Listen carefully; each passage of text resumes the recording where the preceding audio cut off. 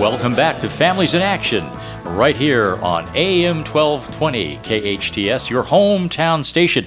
And now, here's your host, Cary Quashen. Cary, Hey. you were telling us a story. You were going to tell us a story about when you embarrassed your children when you were telling them. All right, so I talk love all you. this tough love stuff, right? Yeah. I mean, but I do believe we as parents, we have to be parents first. Kids second. I'm kids second. Friends second. We are not our kids' friend. We're their parents. So here's the deal. I go to work. I used to work 4 nights a week, which I apologize to my family, but it was just what I had to do, right? So I'd come home, put my phone down, go into each one of my kids' bedrooms, lay down, kiss my kids on the head. If they were sleeping or not, they knew I was there. And that's what I did every night. I still do it to this day with my daughter. She still is with me. So one day I drive Scotty. Now Scotty goes to school, and he gets out of my car.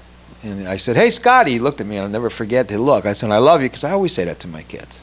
And he kind of looked at me kind of weird and says, "I love you too," and he walked on. That night I'm laying in bed, and guess what he says to me? "Hey, Dad." Anybody guess? Don't do that. Don't do what? Don't say you love me in front of my friends. That embarrassed me. So what did I say? I said, okay. I went in my bedroom, and he hurt my feelings. Are you listening, Scott? He hurt my feelings.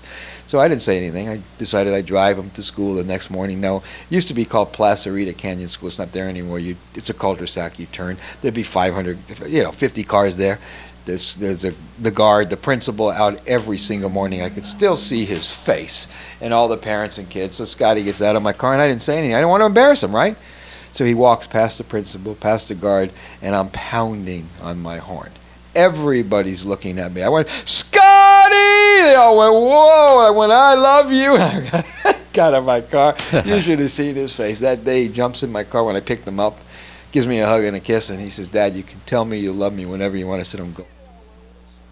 Hi, this is Chrissy McAfee. I wanted to call in and talk to Cary when he's through talking or telling his story. Chrissy McAfee. Thanks. Love you or whatever. If anyone's ever too ashamed or embarrassed to say "I love you" to their kids, shame on you. Right, and I think that's the key that you bring that up, and it goes right towards this whole drug use. Is you have to make sure that our kids know that we love them, we care about them, and you have to do it by sometimes tough love. Yes. You can't be an enabler, and I think that's what's Enabling leading to, kills. Yeah, It really does. It does. And I see that all the time with parents who come to the emergency room, and instead of being upset that Johnny is under the influence, they're just making sure that he's okay instead of laying down the law. Right. And But it's because, you know what, parents are afraid to do what they have to do. You know why? Because they want their kids to like them. yeah, they want to be popular. They want to be popular. You know what? Your kid's going to like you if they respect you. That's right. So you need that respect as mom and dad first, then they can like you. Yeah, and there might be times when they're not going to, but when they get older and they realize it, they look back, they're going to really appreciate that you were who you were, and that you showed that example and taught them correct principles, and that's the key. Teach your kids correct principles. They're going to make decisions themselves, but give them the right tools that they need to overcome the peer pressure. And I think we were talking about that in the break. I think that's what's exciting about this symposium, and more importantly with teenagers, with the Defy It program. That they can teach from within and have that core strengthened, and so they can reach out to their friends and withstand that peer pressure. Right. And when should you start talking to your kids about drugs and sex and violence and all that? As soon as they understand what you're saying. People say, "Well, wait till they're teenagers." Forget that. When they're young, when you're watching TV and something comes on that's a good teaching moment, run with it. Oh, absolutely. Yeah, and I think we should always look for teaching moments, and that's the key. That's how you hardwire kids. You start when they're young. Yeah, you turn it into a teaching moment. You don't preach to them. Right. You don't initiate that negative reinforcement. It's a teaching moment, and that's how they're going to learn. Right. You can see somebody get in a car crash on TV. You could say they were driving too fast. See? Somebody got pregnant. There's a perfect opportunity to talk about sex. And think of it. I mean, whatever the deal is. We spend so much time as parents trying to keep our children safe from this, safe from. We don't want them to get hurt. So why on earth wouldn't we say something to them to keep them away from something that will hurt their brain? Yeah. And the other thing about marijuana, just for everybody's information, it's got a 7-day half-life, which means in 7 days, half's gone. The other stores in your fatty cells. We have a doctor here. Where are your fatty cells? They're all over the body. So there you go. I mean, some more than others. Yeah. And we're Don't remind me. And we're seeing people right now, especially kids that are starting to smoke pot, and here's what happens. Short-term memory loss. They forget stuff. Wonder why. It stores where? Oh, in the brain and everywhere else. So why did you do your homework? I forgot. Why did you turn in your homework? I forgot. Yeah. I mean, and then you lose your motivation. And that's one of the questions that they gave at the symposium. Someone asked if marijuana potentially could enhance your athletic ability or your academic ability. I couldn't believe I even heard that. I mean, it's like, I was a little what? shell-shocked, too. I'm sure you were. And I remember sometimes that, yeah. you get questions like that. You don't know really how to respond because you don't know. You can't believe you're being asked that question. But it's a teaching moment. And there's absolutely no way that marijuana will help your athleticism or your ability to perform on the athletic field.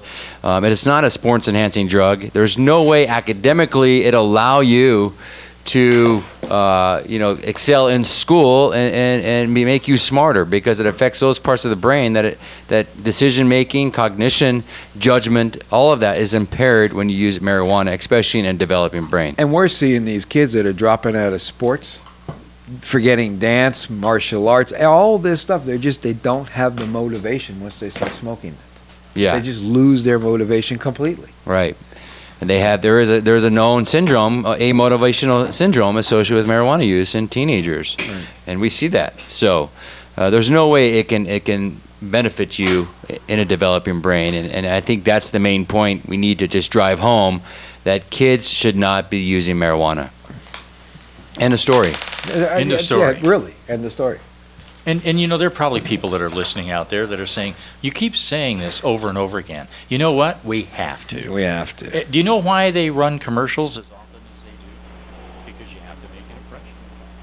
They have to make an impression. So if you only run the commercial once, not very many people are going to see Well, I'll it. tell you what. I was screaming about the heroin epidemic 5 years ago. I was going to say it's going to be worse than ever. We're going to lose people. People thought I was crazy. It's an epidemic, and we're losing more people than car crashes. And now I'm telling you, with medical marijuana and legalization of marijuana coming, we in big trouble with these kids. They cannot handle the marijuana of today. We're in big trouble. Right. You said it. And we talked about that because it's a different type of drug than it was 30 years ago. Yeah. And we're seeing, and I've seen a couple kids talk about that overdose question that I received.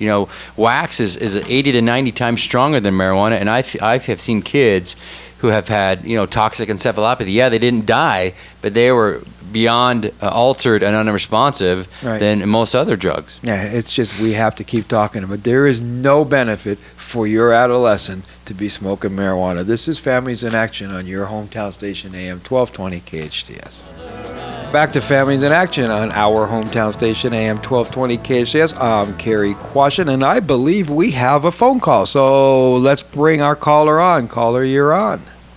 Hi, Cary. It's Chrissy. I recognize your voice, Cricky McAfee, one of our other local heroes here in Santa Clarita. I'm telling you. Hello, Chrissy. Hi. I was listening to the show. It's such a good show, and I'm sorry I was away and missed the symposium the other night. Wow, it was really good. It was terrific. So I've been trying to read up on it, and it sounds like it was really huge. It was. That's really great. But I was also calling today to remind everyone, for those of the ones that we've lost, that today's International Overdose Awareness Day. Oh, that's right. And there's several different countries that are all practicing different things today in honor of those that we've lost and to help break the stigma that comes along with overdosing. So I just wanted to remind the listeners of that and ask them if they might light a candle at 6 o'clock tonight in honor of those that we have lost. We're going to be doing that in several states in the United States here. We could. I know. I'm definitely going to do that. I actually forgot that was what it is. And Chrissy, we met quite a few years ago, and speaking about overdose and all that stuff. I mean, that's kind of how we met, huh? Yes, it is. Yes. I mean, I'm always saying all drug abuse starts innocently and can end tragic. Do you want to talk about your story real quick? Do you mind? I just, my son Trey was experimenting with Xanax and Vicodin and things like that when he was a senior in high school, and not thinking that it would ever become addicting to him. We did not find out until it was too late because they're able to hide it very, very well. And, eventually it went on to OxyContin, and then because the OxyContin was so expensive, it went on to heroin. But I will say it also started with pot. The first time he ever tried pot was 7th grade. And it wasn't something that, the pot wasn't something that he did a lot of, but it was the first drug he ever did. It opened the door. But yes. So, unfortunately, I did lose him, but, a lot of good has come in our community since that time. And like I said, I'm so sorry I missed it the other night, because I think that having something on marijuana is huge. I think it's great, and because there's so many kids out there who think that it is okay, and there's so many kids out there who think it's okay because their parents use it. And there's so many parents out there that think it's okay if their kids do it. When I get a phone call and parents tell me, what was in his drug test? I'm like, it was 600 milligrams of THC, and they go, that's it? I want to throw up. Oh, my. And it happens like that a lot, unfortunately, a lot. And again, with the legalization of this and stuff, I'm so glad I don't have to go through it anymore, because I really feel sorry for parents, because it just keeps getting harder and harder. Kids keep coming up with more excuses because, it's legal, so it's okay, and it's really not. So that makes it a little tough, doesn't it, when a state throws their weight behind that and says it's okay, it's legal. Exactly. That's exactly. Sad. And we had a president who said he smoked pot and it was okay. So, Chrissy, I love you. I love you. Thanks for all that you do. And we got about a minute. We got a minute left, so we're going to have to wrap it up. But thanks for calling in, Chrissy. Keep doing what you're doing. You're saving lives. Thank you. You too. Thank you. Okay. All right. And hey, Dr. Privet, we got about 30 seconds. What would you like to close with? Well, I wanted to say something real quick to Chrissy. I'm glad she brought that point about recognition and awareness of overdose, because if someone could hear her story and see what she's gone through, and you said it ends in tragedy, and it really does, and sometimes it's too late, and there is never a happy ending.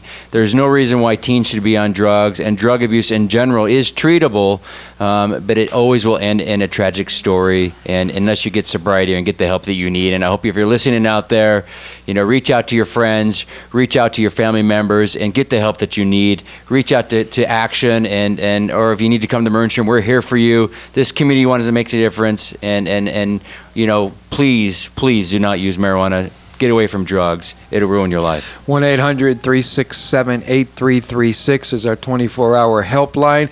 And hey, Henry Mayo, it's open 24 hours a day, 365 days a year. There's no excuse. This is Families in Action on your hometown station, AM 1220 KHTS. Dr. Privet, thank you so much for all you do. We appreciate it. Thanks for having me.